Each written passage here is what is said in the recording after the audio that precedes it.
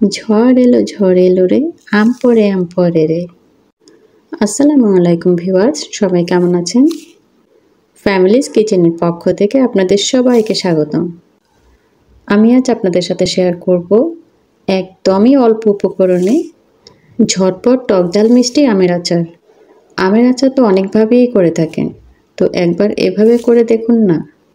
কোরবানির ঈদ আসার আগেই এভাবে বয়ম ভরে আমের আচার করে তৈরি করে রাখুন। আমি এখানে কিছু কাঁচা আম নিয়েছি, আর এই কাঁচা আমগুলো দিয়ে আমি একদমই অল্প উপকরণ দিয়ে টক ঝাল মিষ্টি আচার তৈরি করে আপনাদের সাথে শেয়ার করব। আর খুব কম উপকরণে এই আচারটি তৈরি করা হবে। এই আচারটি তৈরি করে আমার মাত্র 5 মিনিট সময় লাগবে। এত অল্প সময়ে আমের আচার আর কোনোভাবেই তৈরি করা হয় না, শুধু এই আচারটাই এত অল্প সময়ে মাত্র 5 মিনিটে আচারটি তৈরি করা যায়। তো আমগুলোকে আমি এভাবে গোল গোল করে কেটে নিয়েছি। আপনারা চাইলে লম্বাভাবেও কেটে নিতে পারেন। তো আমি এভাবে কেটেছি, আমার কাছে এভাবে কেটে নিলে আমগুলো দেখতে সুন্দর লাগে, তাই আমি এভাবে কেটে নিয়েছি। আমার চ্যানেলে আমের আচার, কাঁচা আমের জুস দেওয়া আছে, আপনারা চাইলে দেখে নিতে পারেন। যারা আমার চ্যানেলটিকে সাপোর্ট করে আমার সাথে আছেন, আপনাদেরকে অন্তরের অন্তঃস্থল থেকে অসংখ্য ধন্যবাদ জানাচ্ছি। আর নতুনরা যারা আমার চ্যানেলটিকে এখনও সাবস্ক্রাইব করেননি, প্লিজ সাবস্ক্রাইব করে পাশে থাকবেন। আর আপনাদের কাছে ছোট্ট একটা রিকোয়েস্ট, আপনারা ভিডিওটি লাইক দিয়ে দেখা শুরু করবেন। তো ভিউয়ার্স, আমি আমগুলোকে গোল গোল করে কেটে ভেতরের আটিটা ফেলে দিচ্ছি। কোরবানির ঈদ আসার আগে যদি আমরা এভাবে টক মিষ্টি ঝাল আমের আচারটা তৈরি করে থাকি, তাহলে মাংসের সাথে একদম জমে যাবে। চাইলে আপনারা খিচুড়ির সাথেও খেয়ে নিতে পারেন। অসাধারণ মজার এই আমের আচার। মাত্র 5 মিনিটে আমের আচার, এত অল্প সময়ে আর এত অল্প উপকরণে যে এত মজার একটি আচার তৈরি করা হয়, সেটাই আপনাদের সাথে আজ আমি শেয়ার করব। তো বিচিগুলো আমি সব ফেলে দিয়ে আমগুলোকে এখন আমি একটি বাটিতে পানি দিয়ে দিলাম। পানি দেওয়ার পর আমি এর ভিতরে কিছু লবণ দিয়ে দিয়েছি। আর এই লবণ দেওয়ার ফলে যা হয়, লবণ দিলে আমের যে একটা কষ থাকে, কষকষ ভাবটা চলে যাবে এই লবণ পানি দিয়ে ধুয়ে নিলে।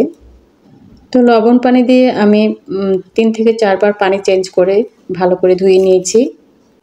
আর আমের গায়ে যেন কোনো পানি না থাকে, আমি একটু ভালো করে পানিটা ঝরিয়ে নিয়েছি। এখন চলে যাব মূল রেসিপিতে। এখানে আমি খাঁটি 1 কাপ সরিষার তেল দিয়ে দিলাম।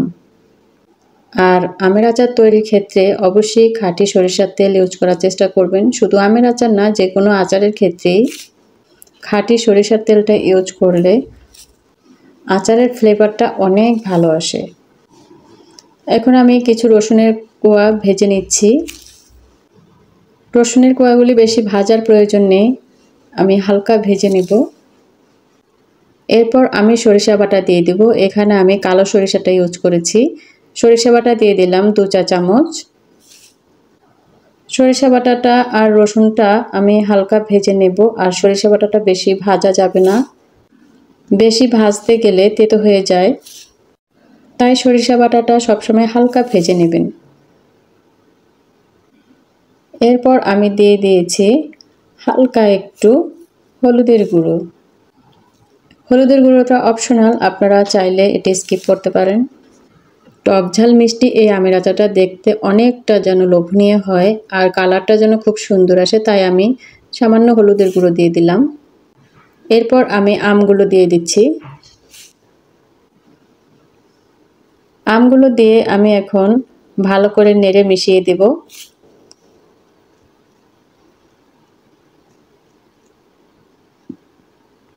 ভিডিও রিলেটেড কোনো প্রশ্ন থাকলে অবশ্যই আপনার মূল্যবান মতামত কমেন্টে জানিয়ে যাবেন।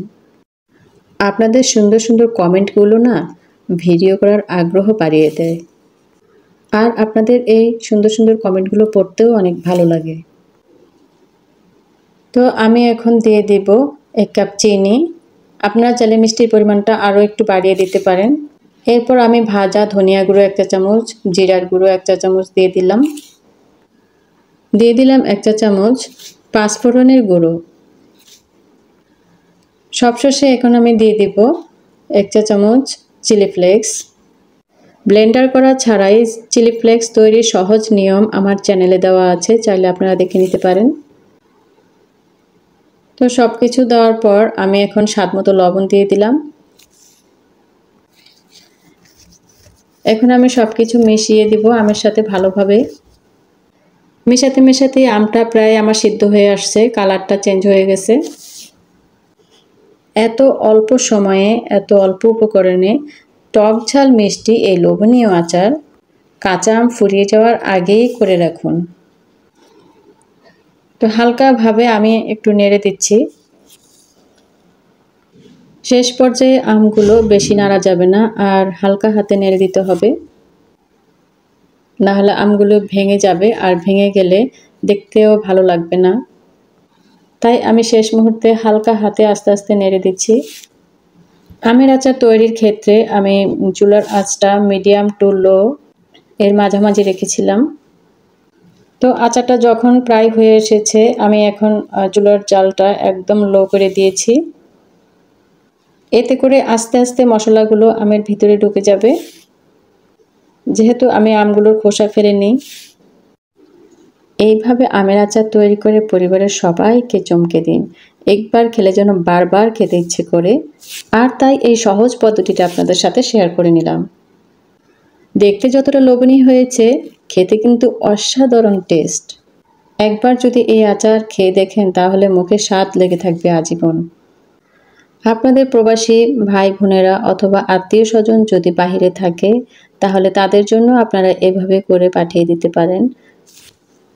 আর এই আমের আচারটা যে খাবে সে তো আপনার প্রশংসা করবেই, সেই সাথে চেষ্টাও করবে এভাবে আমের আচার তৈরি করার।